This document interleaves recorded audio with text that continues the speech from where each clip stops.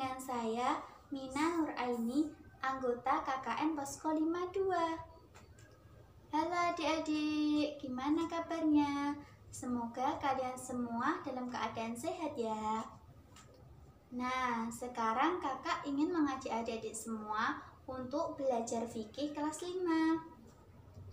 Sebelum kakak mengajarkan tentang pembelajaran fikih kelas 5, kakak akan menjelaskan sedikit tentang pentingnya moderasi beragama. Moderasi beragama sendiri itu apa sih?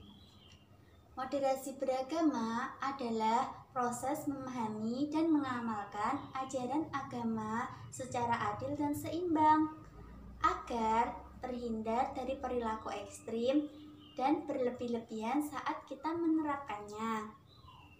Untuk itu, moderasi beragama sangatlah penting dalam kehidupan. Salah satu contoh moderasi beragama adalah ibadah haji. Nah, sekarang kita akan belajar pembelajaran fikih kelas 5 tentang ibadah haji.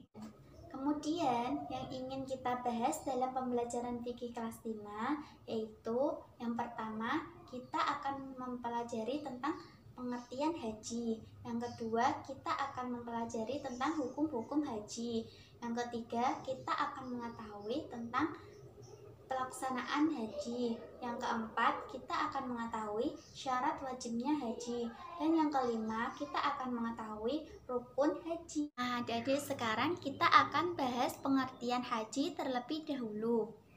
Haji secara bahasa berasal dari bahasa Arab hajah, yang artinya berkunjung atau berziarah atau menuju atau menyengaja ke suatu tempat.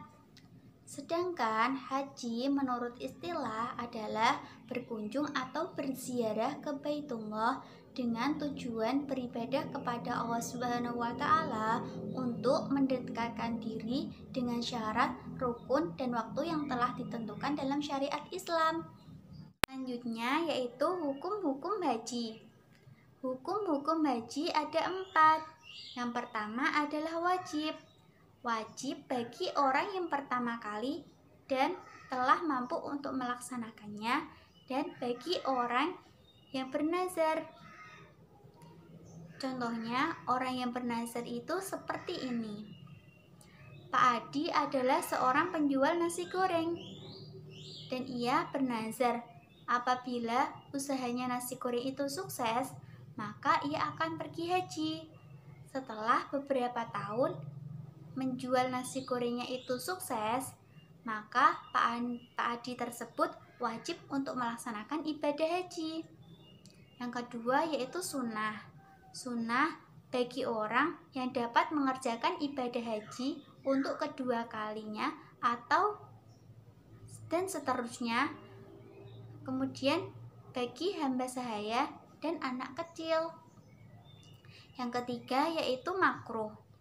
Makruh bagi orang yang sudah melaksanakan ibadah haji, namun di sekelilingnya itu masih hidup serba kekurangan atau masih membutuhkan untuk kebutuhan hidupnya. Yang keempat yaitu haram. Haram bagi orang yang pergi haji dengan niat untuk merusak atau menghancurkan Ka'bah.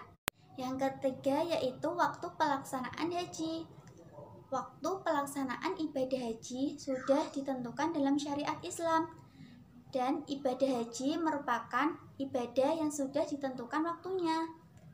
Ibadah haji hanya dapat dilakukan pada bulan-bulan tertentu seperti bulan Syawal, Dzulqa'dah, dan Dzulhijjah, seperti dalam firman Allah dan hadis Rasulullah sebagai berikut.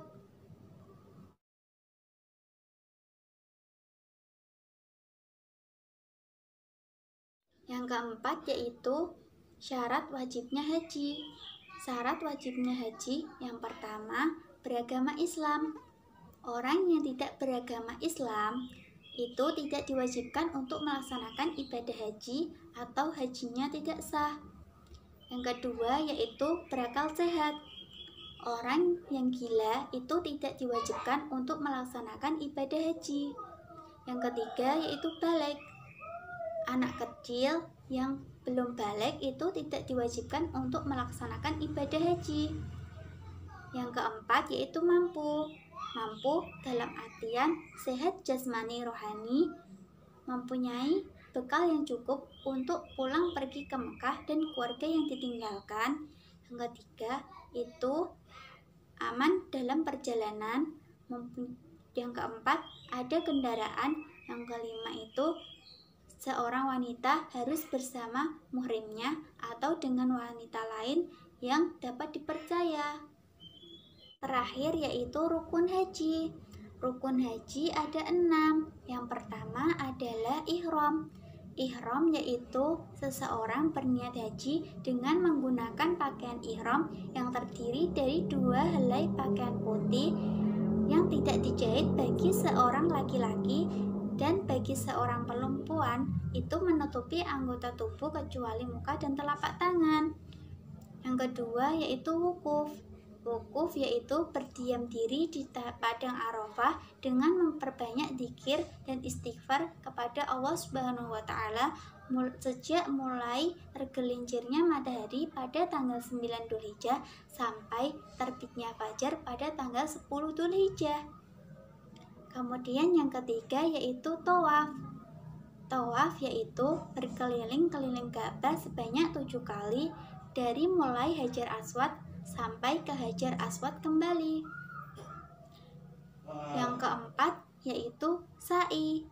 Sa'i yaitu lari-lari kecil mulai dari Bukit Sofa ke Bukit Marwah. Yang kelima yaitu tahallul. Tahallul yaitu mencukur sebagian rambut paling sedikit yaitu 3 helai.